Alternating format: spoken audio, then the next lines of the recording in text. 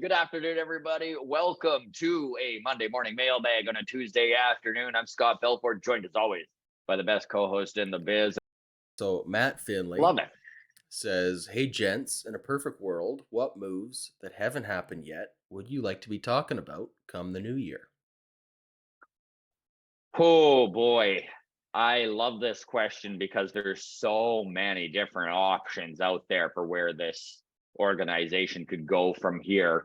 Filling that upper end rotation need is again, such a relief.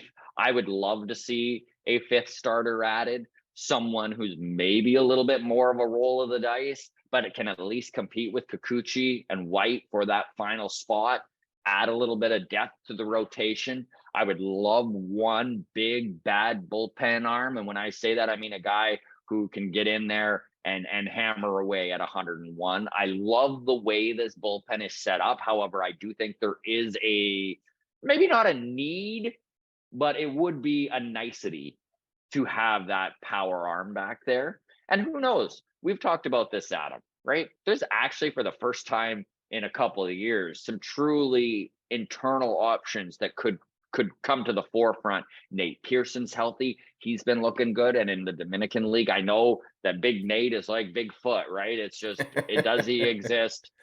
Have we ever really seen him? But he is a really strong option. And I know we've had guys on the podcast here. Troy Watson is a dude who hit 103 off of Tommy John surgery, is healthy and pitching for the first time in 2 full years, right? Because he had to sit through the COVID season and then literally 2 innings into 2021 had Tommy John surgery.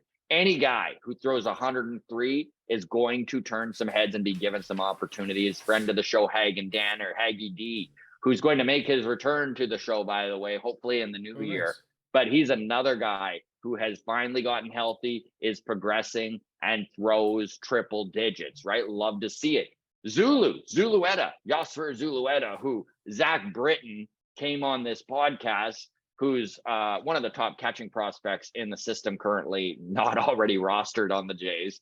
But he brought up the guys that really impressed him that he was catching, and he was like, Zulu's number one. Like, he is just unreal. Zulueta out of Cuba. He's been injured for the last couple of years and is another guy who, 24 years old. And now we're seeing him ranked, I think, number 3 on this prospect Blue Jays list. But he could have been there years ago, just couldn't stay on the field. So there are internal options here, but I really would love to see them go out and just maybe this is a trade deadline type of acquisition when you're talking back into the bullpen. And then, of course, Adam, we already talk lefty bats all the time, whether people want to hear it or not. And I think somebody like Michael Brantley or Michael Conforto is still a thing that will happen. I don't know who they're going to go, but I think another left-handed bat is in the works. Is there anything that you were after, like that you're just like, oh man, you know what would be a nice little addition here?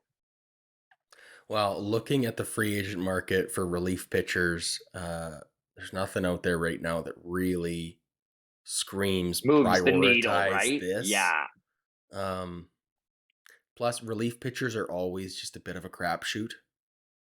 So I don't know. The Bassett thing really does take the pressure off the starting rotation. Look, I know I'm gonna get roasted in the comments for being a Rogers secret employee trying to calm the fan base down here. But like Yeah. literally, if we don't make another move this offseason, am I gonna be disappointed? Yeah. Yes.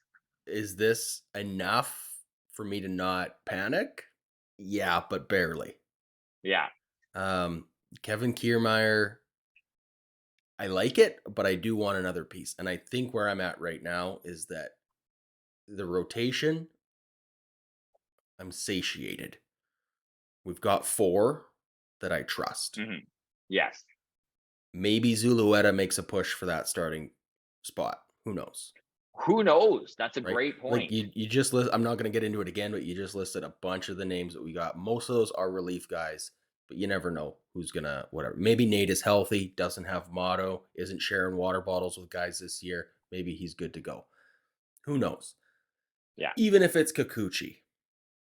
If it's Kikuchi and he's just our number 5, No, I hate where I'm going with that sentence. Forget it. Strike it from the record. No, he can be our number 6. He can be our spot start guy, Our worst case mid scenario, swing yeah, man kind of thing. So forget that. But I am at a point right now where I don't want to say lefty bat is a priority, but sure would be nice. I would like to see another high end outfielder added, even if that's via trade. So for me, my Christmas wish list is bring me Brian Reynolds. Yeah, love it. I mean, I Couldn't can see the couldn't agree more. commercials with Ryan Reynolds on Sportsnet already, like the awkward confusion and who's asking for whose autograph here, right? Like Yeah, it's yeah. just they write the commercials write themselves. So bring Brian Reynolds, you know, Deadpool to Canada. All right. Yeah, that's my wish list, I guess. More than anything is let's solidify the The outfield. outfield. I like that, man. We really appreciate all of you within the walk-off community. This thing continues to grow and become an animal of its own. It's a little bit overwhelming, but honestly, we love talking Blue Jays baseball and all the interaction that you folks are involved with us. Thank you so much. Discord, feel free to join it. That is always free. The show or the link is in the show notes. You can follow us on Twitter at Walk Off Podcast, on Instagram, the Walk Off Podcast. And if you are watching on YouTube currently and you're not subscribed, we'd really appreciate if you hit that subscribe button. All the best, everybody. Cheers.